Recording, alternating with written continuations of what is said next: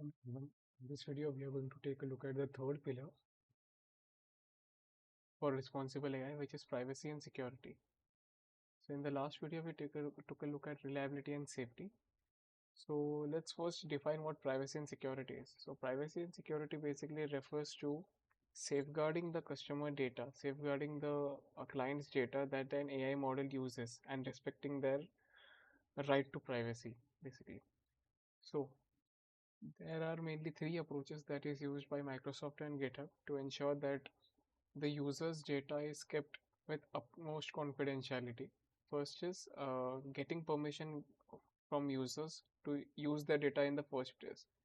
So you may be aware that whatever AI models you use, whether let it be Gemini or ChatGPT, all of them have a setting in which they have an option to disable whether to use your data for training. So let us take an example, uh, Copilot app, which is inbuilt with Windows 11.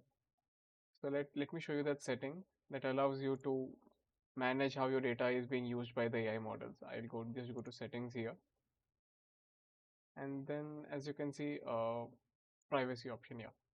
So in privacy options, you have an option to share diagnostic data. You have an option to share your text data which could be used for model training. If I disable this, Copilot will not be able to use my specific queries and responses for their model training.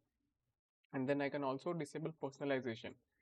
So what personalization basically does is that what the AI model will do is it will take all my responses and it will try to tailor a more personalized experience for me. So suppose if I live in Mumbai, it will try to give me responses which include more references to that place, or if I ask for um, great places to eat or restaurants near me, it already knows where I live. So it always comes down to individual preferences. Do I want that added convenience of the chatbot knowing where I live, just so that it becomes easier, or do I value my privacy enough so that I don't disclose my personal details just so that for some convenience? So for now, I'm disabling all this. So some more methods are, first of all, we need to take user content. The second method is minimal data collection. So what every company needs to do is that to perform a specific job, we need to take the minimum amount of data possible to perform that task from the user. Suppose to generate responses, personalized responses for the user, we need X amount of data. We don't need to consider take X plus one amount of data because that's just not required. More data means more risk, more data that you need to take care of, more compliance that you need to adhere to. Next is data protection. So for data protection, what is basically done is anonymizing of data or pseudo anonymizing of data. What it basically means is that suppose if I have a data set, I own a grocery chain. I have data set in which I have records of the name of the person, age of the person, the transaction value, the items they have bought. So to anonymize data, what I could do is that instead of the names, I could use some random gibberish names, or instead of that, I could use some codes instead of directly using people's name.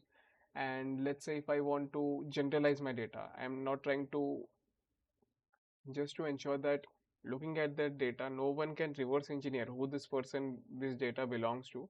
What we could do is that suppose we have a column known as age, in which age is maybe 19, 20, 21, whatever. So instead of having discrete interval in the age column, what we could have is buckets like 10 to 20, 20 to 30, 30 to 40. So what this basically does is it makes it really difficult to reverse engineer who the person is in the data, who is the person we are talking about. So these are the data anonymization techniques which are commonly used.